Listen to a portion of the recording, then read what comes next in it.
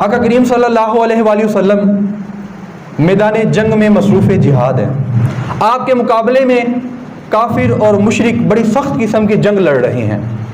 ایک شخص آپ کے خلاف لڑتا لڑتا اونٹ پہ سوار ہاتھ میں تلوار لیے آپ کو شہید کرنے کے لیے آ رہا ہے.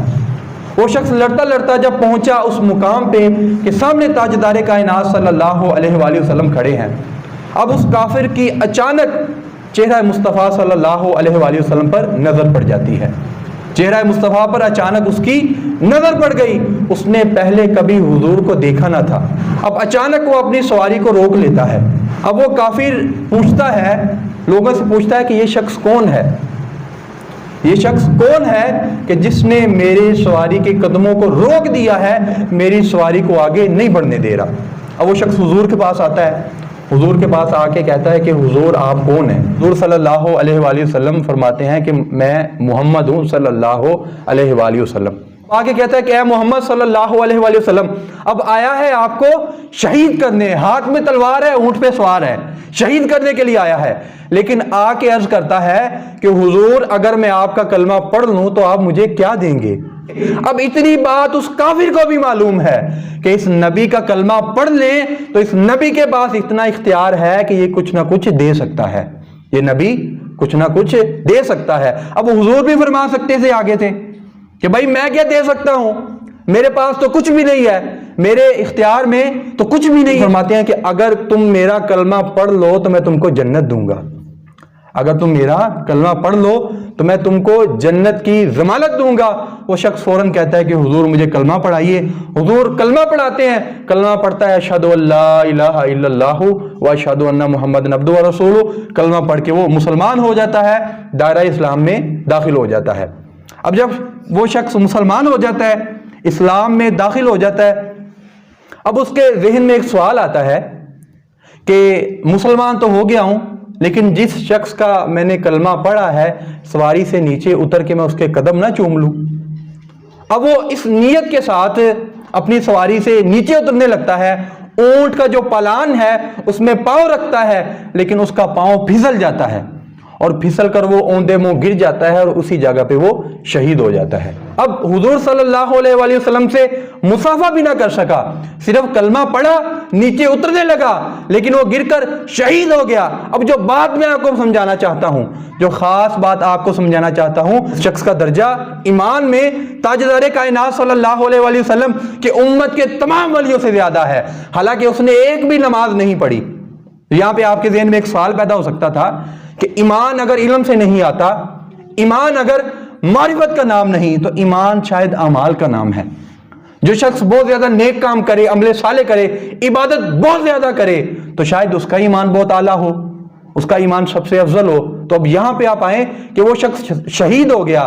اس نے عمل تو کیا کرنا تھا، ابھی تو اس نے عمل کرنے کا طریقہ بھی نہیں سیکھا تھا، ابھی تو اس نے نماز نہیں سیکھی تھی، ابھی تو اس نے روزہ نہیں سیکھا، ابھی تو اس نے حج نہیں سیکھا، ابھی تو اس نے زکوٰۃ کو نہیں سیکھا، ابھی تو اس نے جہاد نہیں کیا، ابھی تو اس نے حلال و حرام کو نہیں سیکھا، ابھی تو اس نے ذکر و اذکار کو نہیں سیکھا، یہاں تک کہ ابھی تو اس نے اسلام کی الف بے جیم کو نہیں سیکھا. ارے مشرک آیا تھا، ابھی تو اس نے سنت کے مطابق اپنے جسم کو بھی پاک نہیں کیا تھا، آیا اور شہید ہو گیا. مگر اس کا درجہ ایمان میں تاجدار کائنات صلی اللہ علیہ وآلہ وسلم کہ امت کے تمام ولیوں سے زیادہ ہے، کل کتبوں سے زیادہ ہے، کل غوثوں سے زیادہ ہے، کل ابدالوں سے زیادہ ہے. یہاں تک کہ میرے شیخ، میرے پیر شیخ عبد القادر جیلانی ان سے زیادہ ہے، شاہ اجمیر سے زیادہ ہے، شاہ بغداد سے زیادہ ہے، داتا گنج بخش علی حجویری سے زیادہ ہے، بابا فرید سے زیادہ ہے، کل کتبوں غوثوں ابدالوں سب سے زیادہ ہے. حالانکہ اس کے نامہ اعمال میں ایک نماز نہیں، اس کے نامہ اعمال میں ایک نماز نہیں، ایک بار رکھا ہوا روزہ نہیں، ایک بار دی ہوئی زکوٰۃ نہیں، ایک بار اس نے کوئی جہاد نہیں کیا، کوئی عمل صالح نہیں ہے، کوئی ذکر و اذکار کچھ بھی نہیں ہے. اس نے صرف کلمہ پڑھا، شہید ہو گیا. مگر اس کا درجہ ایمان میں کل کتبوں غوثوں ابدالوں کہ جنہوں نے 40 سال تک عشاء کے وضو سے نماز فجر کو ادا کیا، اس کا ایمان کا درجہ ان سب سے بڑھ گیا. اس کا ایمان کا درجہ ان تمام سے بڑھ گیا کہ جنہوں نے اپنی ساری زندگی دن کو روزے رکھے اور رات کو قیام کیا. اس کا ایمان ان سب سے بڑھ گیا، اس کے ایمان کا درجہ ان سب سے بڑھ گیا. اب یہاں پہ ایک سوال پیدا ہوتا ہے کہ وہ کون سی چیز تھی کہ جس نے اس شخص کے ایمان کے درجے کو اتنا بلند کر دیا؟ وہ کون سی چیز تھی کہ جس نے کل کتبوں غوث و ابدالوں اور ایسے لوگ، ایسے ایسے اللہ کے نیک بندے کہ جنہوں نے اپنی ساری عمر دن میں روزے رکھے، رات کو قیام کیا، اس سے بھی اس کا درجہ بڑھ گیا، حالانکہ اس نے ایک بھی نماز نہیں پڑھی، ایک بھی روزہ نہیں رکھا، ایک بار بھی اس نے جہاد نہیں کیا، اس نے زکوٰۃ نہیں دی، تو کیا علم نے اس کے ایمان کا درجہ بڑھا دیا؟ کیا معرفت نے اس کا ایمان کا درجہ بڑھا دیا؟ یا کیا کسی نیک کام نے، عمل صالح نے اس کا جو ایمان کا درجہ اتنا بلند کر دیا؟ اس نے بس کلمہ پڑھا۔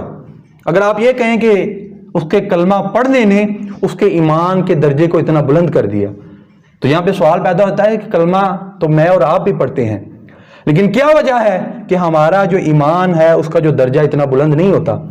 اگر کوئی کلمہ پڑھتا ہے، کلمہ پڑھنے نے تو اسے اسلام میں داخل کیا، اس کے ایمان کے درجے کو اتنا بلند نہیں کیا۔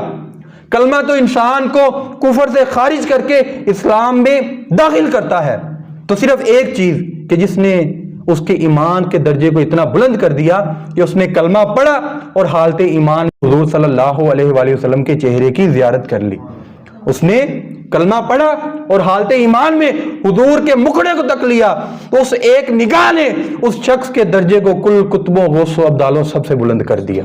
اس ایک نگاہ نے، اس ایک نگاہ محبت نے اس شخص کو صحابی کر دیا، اور اس کا جو درجہ ہے اس کو تمام کتبوں غوث و ابدالوں، غوث اعظم رضی اللہ تعالیٰ عنہ، داتا گنج بخش علی حجویری، شاہ اجویری، ان سب سے زیادہ کر دیا۔ تو فی زمانہ کچھ ایسے بھی لوگ ہیں، کچھ ایسے بھی پیر ہیں کہ جن کو صحابی کا نام سن کے بڑی تکلیف ہوتی ہے۔ ارے تمہاری کیا اوقات ہے؟ پوری دنیا کے کتب غوث ابدال اگر وہ ایک سائیڈ میں ہو جائیں، اگر وہ اکٹھے ہو جائیں، اگر وہ مل جائیں، تو ایک صحابی کے قدموں کی خاک جیسے بھی نہیں ہو سکتے۔ تمہاری زندگی کی، پوری زندگی کی عبادتیں، تمہاری ریاضتیں، تمہارے روزے، تمہاری حج، تمہاری زکوٰۃ ایک سائیڈ پہ وہ صحابی کی اس ایک نگاہ کا مقابلہ نہیں کر سکتی جو کہ حالت ایمان میں حضور صلی اللہ علیہ وآلہ وسلم کے چہرے پر پڑی۔